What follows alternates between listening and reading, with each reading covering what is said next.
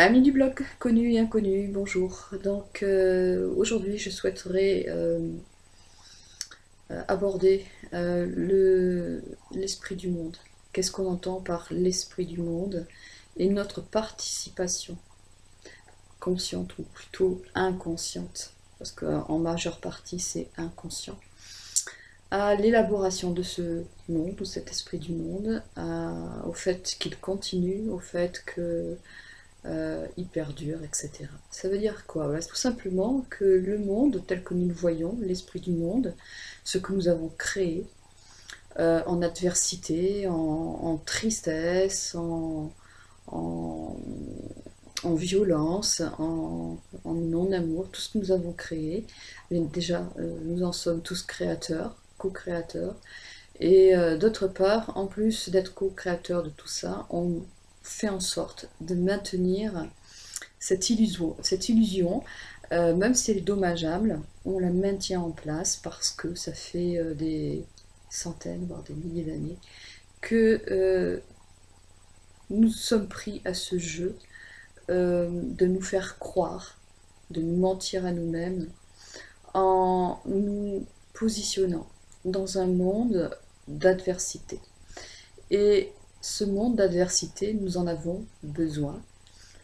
Alors, nous en avons besoin parce que ça nous permet de justifier, en tout cas, notre nature qui est tournée vers l'expérimentation de l'individualisation. Et ça permet aussi de justifier une vision d'un autre aspect de nous-mêmes, qui est notre nature, plus tournée vers l'expiation, par rapport justement à cette autorisation d'expérimenter l'individualisation. Et de ce fait, nous avons tout ça dans ce monde-là. Nous avons une illusion que nous ne sommes pas responsables de ce que nous créons. Nous avons l'illusion que ce monde est un monde tellement dur et tellement rempli d'adversité que tout ce que nous pouvons faire, c'est nous défendre. Donc ça justifie, encore une fois, notre besoin de nous séparer, notre besoin de trouver et de contrôler.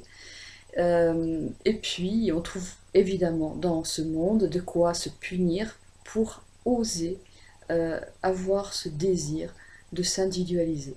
Et tout ça, ma foi, ça date pas d'hier, ça date pas ni d'avant-hier non plus. Comme on dit, enfin j'ai choisi très bien, la cause de toute chose n'est pas vraiment dans l'expérience, elle est dans l'esprit. Et si on va chercher dans le monde de l'esprit, effectivement, on trouvera l'origine de tout ça. Et l'origine de tout ça, c'est juste pour moi une idée. C'est l'idée que nous avons fait quelque chose d'irréparable le jour où nous avons décidé d'expérimenter l'individualisation. Nous avons choisi ce voyage et qui allait forcément nous amener à expérimenter, à manifester, à sortir de la non-forme, du non-nommé, pour aller vers quelque chose qui nous a, on pourrait dire presque effrayés à un moment. Effrayés pourquoi? Parce qu'on créait quelque chose qui était un miroir, on pourrait dire inversé, de ce que la source est en vérité. Et de ce fait, ce désir d'individualisation a été jugé un petit peu aussi comme un non-sens, bien sûr, mais surtout aussi comme une opposition. une opposition au divin, une opposition au Père créateur, à la source, à l'univers, etc. Il y avait à la fois en nous cette soif de s'individualiser, d'acquérir l'autoconscience, et le désir aussi d'appartenir en même temps toujours à ce monde de la non-forme, cette prise en charge enfin une prise en charge très sécurisante de la source. Et ces deux aspects, bien entendu, nous les avons par la suite retrouvés sous un aspect plus masculin, un aspect plus féminin, et sous la forme du renoncement ou sous la forme du prendre par la force, sous la forme de je me sens coupable, et une autre forme c'est je ne suis pas coupable, c'est la faute des autres.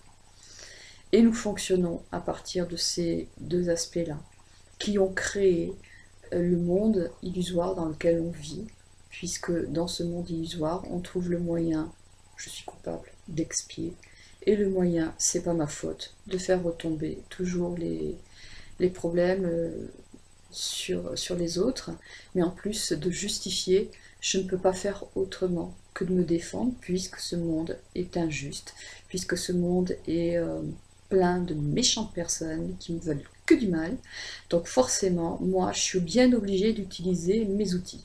Et tout ça, en fait, c'est le monde de l'ego. Ça justifie sa réalité à lui, qui n'est en fait qu'une réalité illusoire, qui n'est fondée sur rien du tout, puisque l'ego n'est qu'un ordinateur. Donc il n'y a pas de fondement réel dans tout ça.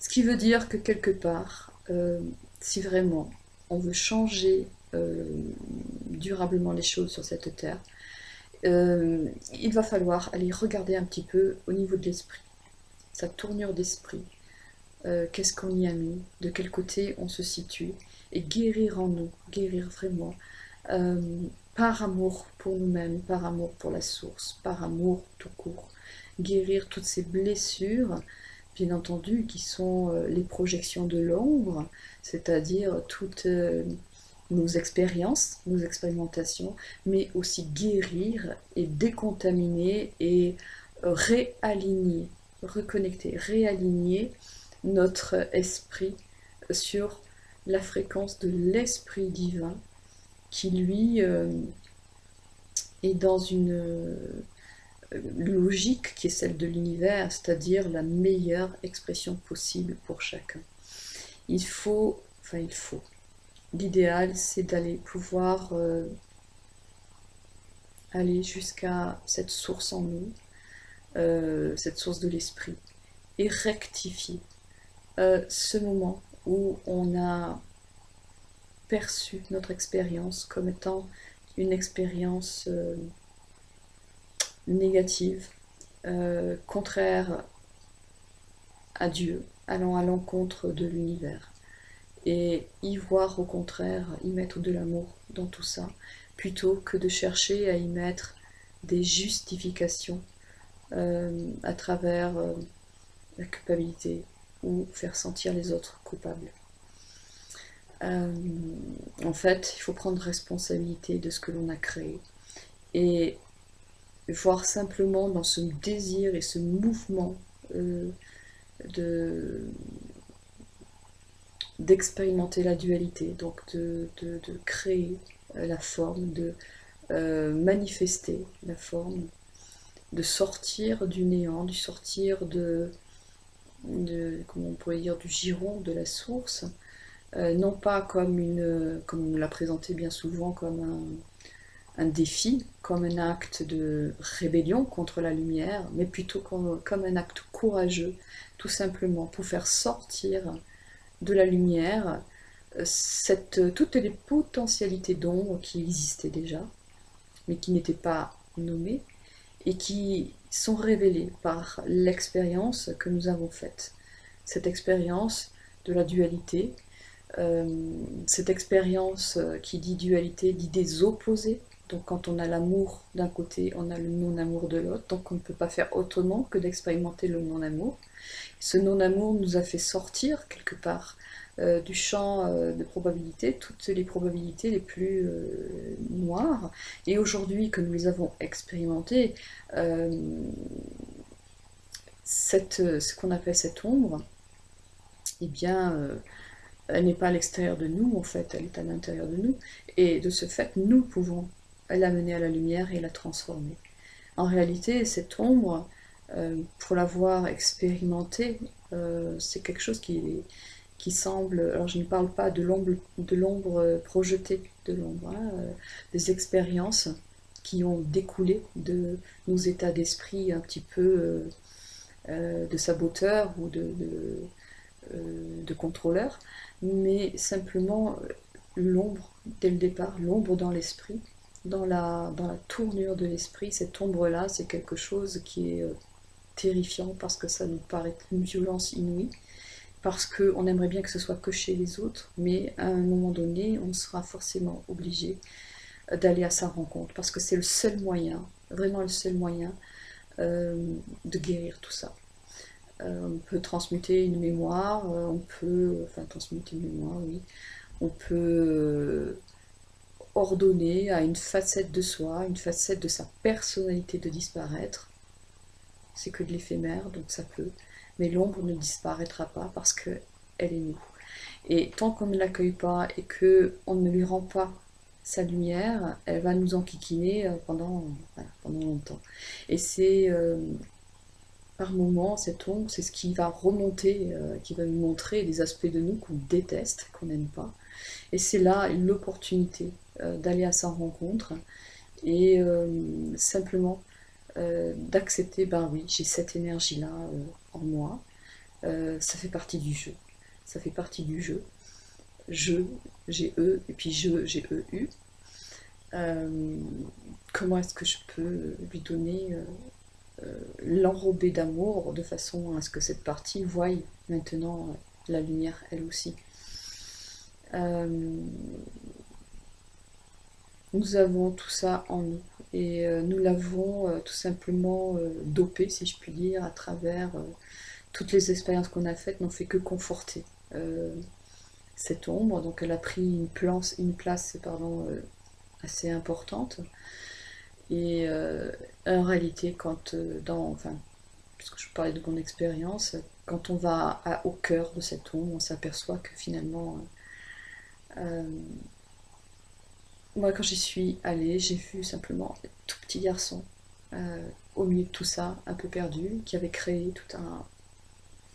une espèce de tornade autour de lui, destructrice, très pour cacher en fait sa vulnérabilité, sa peur, sa colère et sa détresse.